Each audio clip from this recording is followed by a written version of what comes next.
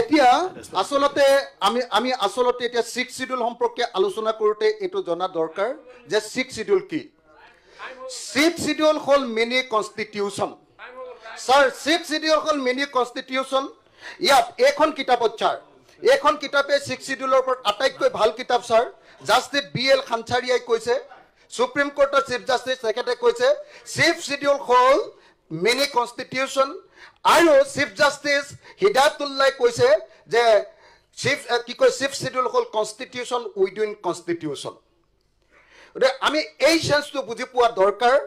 যে ভাৰতৰ সংবিধানে যেনেকৈ 370 অনুচ্ছেদ দিছিলে তাতকৈ গুৰুত্বপূৰ্ণ আমাক অনুচ্ছেদ দিছে 6 শিডিউল গতিকে এই 6 শিডিউল আমাৰ ষ্টেট উইদিন ষ্টেট আৰু সেইকাৰণে বিয়ন্ড 6 শিডিউলৰ কথাটো যে মনোৰঞ্জন তালুকদাৰ ডাঙৰীয়া কৈছে যদি বিয়ন্ড 6 শিডিউলৰ কথা ক'ব লাগে এতিয়া হলে আমাৰ কাৰ্বি আংলং উত্তৰ কাছাৰ আৰু বিটিআদিক আমি ভাৰতৰ সংবিধানৰ 244 এৰ অধীনত আমি 244 এৰ অধীনত স্যাৰ আমাৰ প্ৰকৃত যেটো ছাত্ৰ এখন কে ছাত্ৰ এখন স্টেট উইদিন স্টেটৰ ব্যৱস্থা কৰিব লাগিব স্যাৰ ঠিক আছে এটো হল যদি হসকে বহু সমস্যাৰ স্থায়ী সমাধান লাগে তেতিয়া হলে মই এটাই কথা এটা বাক্য স্যার ক'ব পাৰো নে এটা বাক্য কওক 1967 চনত ইন্দিৰা গান্ধীয়ে তেতিয়াই ভাৰতক ফেডাৰেল ভিত্তিত পুনৰ্গঠন কৰিবৰ কাৰণে আৰু পাহাৰীয়া অঞ্চলবিলাকত অসমৰ প্লেইনছ এৰিয়া নিচিনাকে সমান মন্ত্ৰীসভা তৈয়াৰ কৰিবৰ কাৰণে সিদ্ধান্ত লৈছিলে ঠিক আছে আসলতে যদি এই জাতি সমস্যাৰ সমাধান কৰিব লাগে তেতিয়া হলে বিটিআৰ কাৰ্বি আংলং আৰু ডিমা হাছাওটো আমাৰ দিছপুৰৰ নিচিনা একেই মন্ত্ৰীসভা গঠন একেই ক্ষমতাৰ মন্ত্ৰীসভা গঠন কৰাটোতে একমাত্ৰ সমাধান লুকাই আছে স্যাৰ এই দিশটোলৈ আমি আগবাঢ়ি যাব লাগিব আৰু তেওঁলোকক প্ৰকৃত অৰ্থত ষ্টেট উইদিন ষ্টেট স্যাৰ এটো দিয়াৰ ব্যৱস্থা গ্ৰহণ কৰিব লাগিব বা কনষ্টিটিউচন উইদিন কনষ্টিটিউচন দিয়াৰ ব্যৱস্থা হ'ব আমি মহোদয়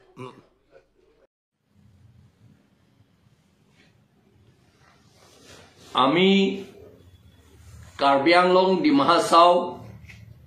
আৰু বোধহয় BTC এৰিয়া BTR এৰিয়াত থকা বড়োসকলো আনন্দ পাইছে ভাল পাইছে ভাল পোৱা কাৰণটো হৈছে আমাৰ অখিল গগৈ MLA ডাঙৰীয়া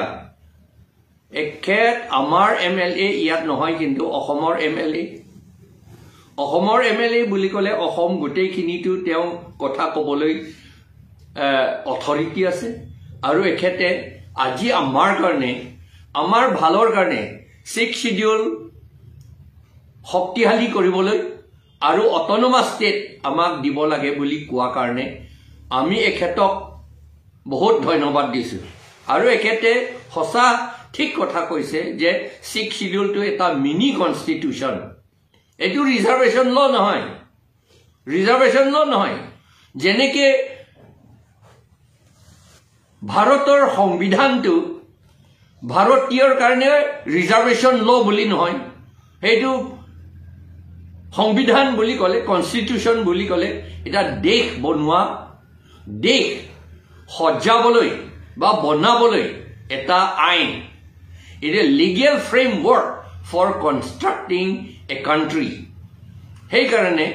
6 schedule to eta mini constitution jetia mar Karbi Anglong BTR area Dima Hasao ei gotei khini aru baki khini 7ta man aru ase ei 6 schedule area ei gotei khini to mini country boli agor pura dhora hoise lua hoise amar constituent assembly of India eitu kora hoise সেই কাৰণে এটো সম্মান মানিব লাগে আৰু এই কথাটো আমি সকলোৱে গুৰুত্ব দিব লাগে আৰু মানিব লাগে আৰু আজি মাত্ৰ আমি ধন্যবাদ বহুত অশেষ ধন্যবাদ দিছো আমাৰ অখিল গগৈ ডাঙৰীয়া এখেতে আমাৰ কাৰণে যিটো ক'ব লাগে আমাৰ হিল ট্ৰাইবছ কাৰ্বি আংলঙৰ পৰা ডিমা হাছাওৰ পৰা BTC এৰ পৰা হিল ট্ৰাইব সকলে ক'ব নোৱাৰা কথাবিলাক এখেতে ক'লে সেই কাৰণে এখেতক আমি বহুত ধন্যবাদ দিছো ধন্যবাদ